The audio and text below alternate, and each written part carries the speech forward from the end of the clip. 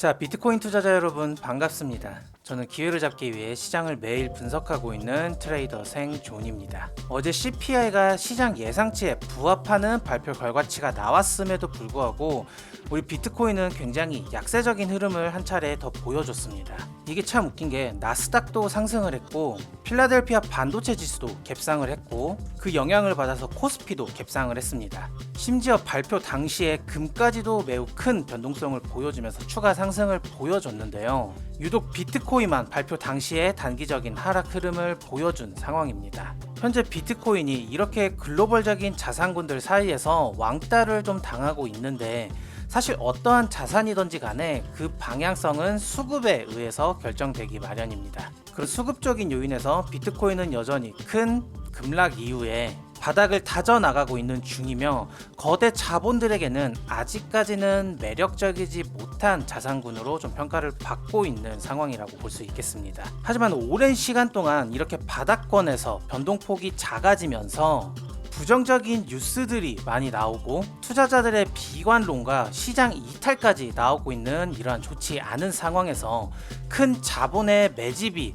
이뤄지기 때문에 우리는 지금 비트코인이 추후에 큰 상승을 보여주기 위한 힘 모으기를 하고 있는 중이며 그 힘을 발산하기 전까지 등락폭은 앞으로 점점 더 작아질 수도 있다라는 부분을 염두를 하면서 투자를 이어나가시는 게 좋겠습니다. 그리고 본격적인 이러한 상승이 시작되기 직전에 이 구간에서 매집한 세력들 말고도 개인들이 있겠죠. 이 사람들의 물량을 뺏어오기 위해 그리고 오랫동안 힘을 모은 만큼 이제 가격을 최대한 멀리까지 보내기 위해서 큰 상승이 나오기 직전에 의도적으로 가격을 한 차례 하락을 시킨 다음에 급등하는 소위 말해 공포를 좀 의도적으로 조장을 한 다음에 여기에서 산 사람들까지 포기시킨 다음 이렇게 큰 상승을 보여주는 굉장히 큰 시나리오까지 우리가 대비를 할 필요가 있다라고 제가 반복해서 말씀을 드리고 있습니다. 그래서 한 번 더 정리를 하자면 현재 비트코인은 이렇게 큰 급락 이후 바닥권을 다지고 있는데 여기에서 바로 이렇게 뒤집을 확률보다는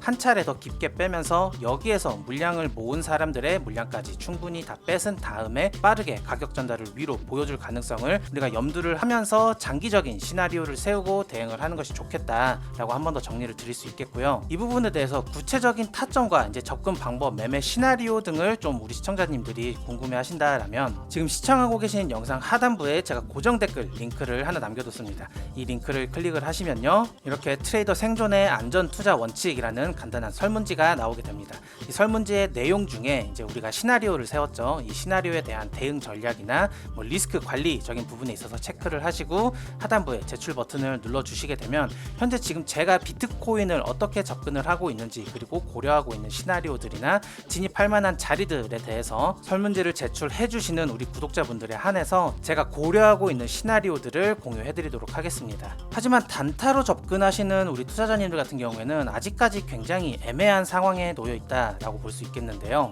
제가 CPI를 총매제로 좀 어느 정도의 방향성을 예상을 좀 하고 있었지만 이렇게 올라가는 형태도 나오지 않았고 이렇게 내려가는 형태도 구체적으로 아직까지 나오지 않으면서 예상했던 시나리오 어느 쪽에도 방향성이 도달하지 못한 상황입니다. 물론 어제 영상에서 말씀을 드렸듯이 지난주에 발생했던 이러한 반등 추세를 끊어냈다라고 말씀을 드렸죠. 그래서 적어도 이 정도의 상승분을 되돌릴 만한 약세 상황이 지속될 것을 더 우세하게 봤고 추가적인 하락이 더 나와도 이상하지 않은 흐름이지만 그렇다고 본격적인 약세 흐름이 적극적으로 나오고 있는 것도 아닙니다. 굉장히 잘 버티고 있는 중이에요. 특히 이렇게 단기 하락 추세선을 지금 지속적으로 지지를 하면서 지켜주고 있는데 현재 진행되고 있는 조정이 이 고점을 돌파한 이후에 나와준 조정이기 때문에 이 전체에 대한 되돌림이 그냥 이 정도로 끝났을 수도 있습니다. 그리고 개인적으로 생각을 하기에는 충분히 더 하락 우세의 장세가 만들어져도 이상하지 않다라고 보고 있는데 이렇게까지 잘 버티고 있다라고 하면은 이 고점을 뚫어놨기 때문에 충분히 추가적인 상방을 기대를 해볼 수 있는 흐름이다라고 볼 수 있겠어요.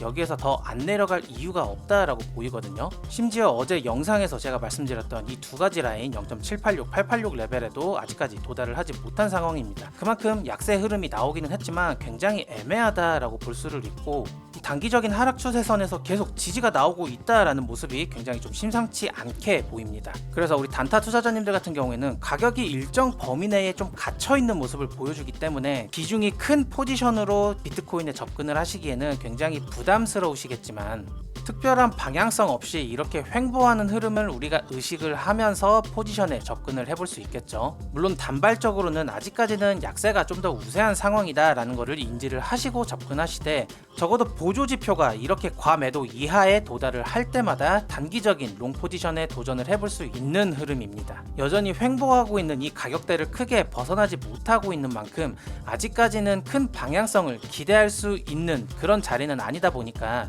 우리가 욕심을 어느 정도 좀 덜어내고 접근을 할 필요가 있겠죠. 단타는 말 그대로 매우 짧게, 그리고 앞서서 언급드렸던 장투는 한 차례의 큰 하락을 대비를 하면서 분할 매수를 할 수 있는 자리다라고 제가 정리를 한 번 더 드릴 수 있겠습니다. 그래서 비트코인은 당분간 이런 기조를 가지고 접근을 하면은 유리한 형태일 거예요. 따라서 우리 투자자님들이 장기적인 스탠스를 가지고 비트코인을 좀 매집을 할 것인지, 아니면은 단타적인 측면에서 빠르게 수익을 취하는 접근을 할 것인지, 여러 가지 방향성에 따라서 제가 그 시나리오들을 이렇게 텔레그램에 브리핑을 드리면서 단기적인 포지션도 매일매일 신호가 나가고 있고, 장기적인 시나리오도 제가 한 번씩 업로드를 해드리고 있습니다. 그래서 제가 현재까지 브리핑 드린 내용들이 좀 마음에 드시고 좀 적극적인 도움을 받아보고 싶으시다 하시는 우리 투자자님들 같은 경우에는 저희 오늘의 코인스토리 유튜브 채널 구독과 좋아요 한 번씩 꼭 눌러주시고요. 지금 시청하고 계시는 영상 하단부에 제가 남겨놓은 고정 댓글 링크를 클릭을 하시면 이렇게 간단한 설문지가 나옵니다. 이 설문지 내용에서 실시간 대응 전략이나 아니면 매크로나 차트에 대한 브리핑, 그리고 투자에 접근하는 마인드셋, 아니면은 차트를 분석하는 방법도 제가 좀 교육을 해드리고 있거든요. 이 부분들을 체크를 하셔서 하단에 제출 버튼을 눌러주시면은 제가 확인을 하는 대로 텔레그램 링크를 제공을 해드리도록 하겠습니다. 마지막으로 우리 투자자님들이 비트코인의 현재 흐름이 너무너무 지겹고 아니면은 지켜보는 게 괴롭다 싶으신 분들도 계실 거예요.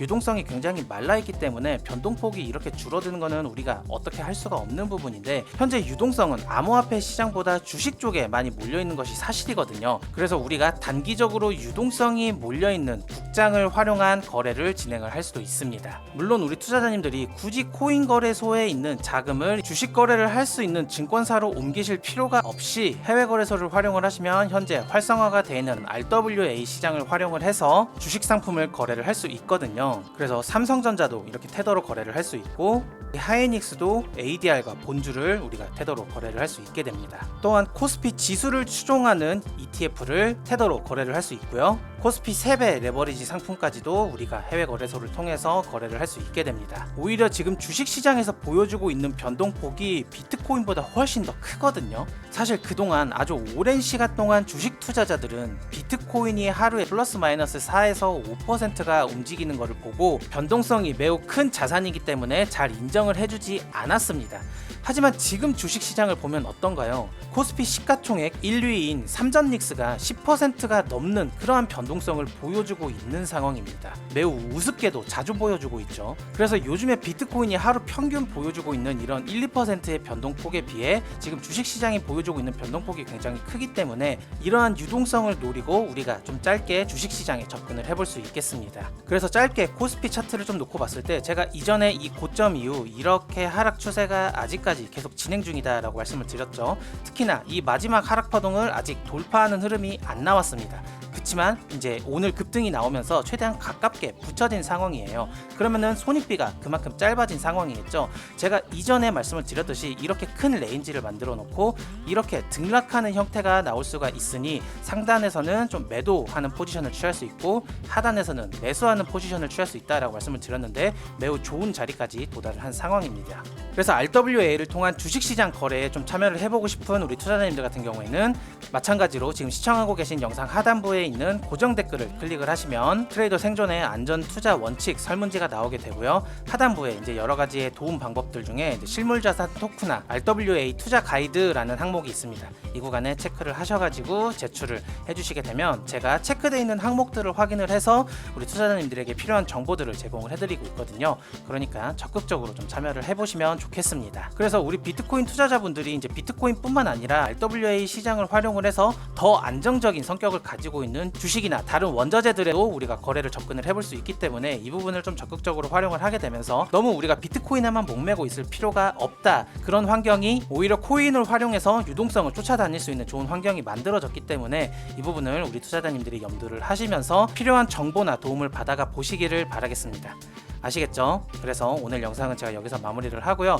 아직까지 비트코인이 특별한 방향성이 없기 때문에 최대한 우리가 비중을 줄여가면서 접근을 해야 된다라는 말씀을 제가 거듭 드리면서 장투는 충분히 접근을 해볼 수 있어요. 우리는 단순히 시나리오를 수립을 하고 그 시나리오대로 접근을 하면 되기 때문에 이런 시나리오적인 부분도 아까 말씀드렸던 설문지 참고를 하시면 되겠습니다. 그럼 저는 내일 또 유용한 정보들을 담아서 우리 투자자님들에게 다시 영상으로 인사를 드리도록 하겠습니다. 영상 끝까지 시청을 해주셔서 감사하고요. 그 무엇보다도 항상 살아남는 것을 우선에 두는 투자 생활을 여러분들이 이어나가시길 바라겠습니다. 감사합니다. 트레이더 생 존이었습니다.